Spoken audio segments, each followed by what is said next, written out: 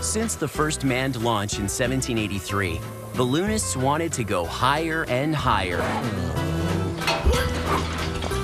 In 1899, French meteorologist Léon Tézerenc de Bort sent his weather balloons into the stratosphere.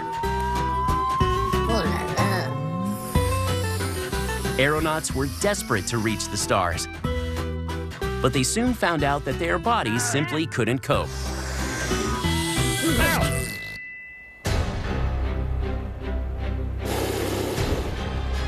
Dr. Andrew Steele is treading in the footsteps of these daredevils.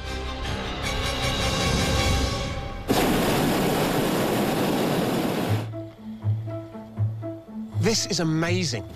It's an incredible view.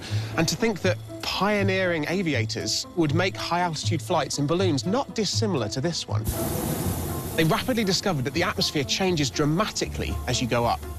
The air gets a lot colder, but it also gets a lot thinner. It gets much harder to breathe. And that's because as the pressure goes down, the oxygen molecules are more spread out, and you just can't breathe deeply or fast enough to compensate for that. By the end of the 1920s, daring aeronauts had reached heights of 40,000 feet. They took an oxygen supply with them, but they had other physiological problems to deal with. So what happens to your body as you go up to 12,000 meters and approach the vacuum of space? Well, I don't really want to try that myself, so I've got a little marshmallow man who's going to demonstrate it for me. Today's flight is only hovering around 2,000 feet, so a vacuum jar and pump will simulate high altitude's unforgiving conditions.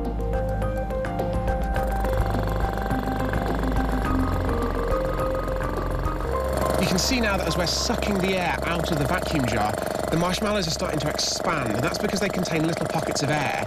And as the pressure on the outside of the marshmallows fall, those little pockets of air start to expand. Now, if that was me going up to ever higher altitude, closer to that vacuum, then the pockets of gas inside my body would start to expand. And as we got to really low pressure, fluids on my exterior would start to boil. Poor guy. What I'm going to do is turn off the pump and then let the air back in. And you can see that as the pressure increases again back in that jar, it squishes him back down to his normal size. Though I don't think he's ever going to be his former self again. Traveling beyond the stratosphere was thought to be an impossible feat.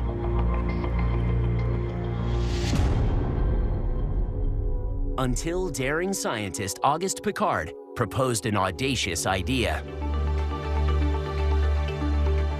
Hidden away in the depths of a Chicago storage facility lies a groundbreaking craft that finally transported man safely into the stratosphere.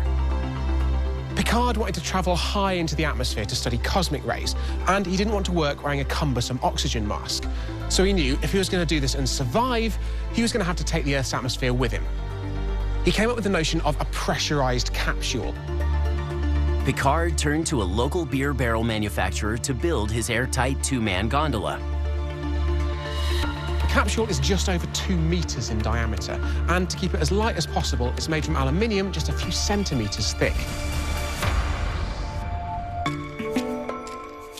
When sealed, the pilots can be kept alive for up to 10 hours inside the gondola through the use of an air recycling system based on submarine technology.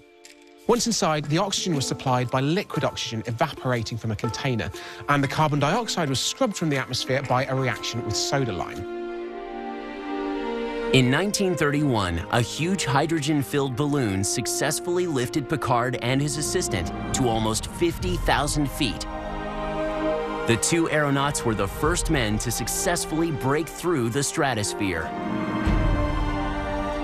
It's incredible to think what it must have been like for those two men to look out of this tiny porthole and see for the first time the curvature of the Earth stretching out beneath them.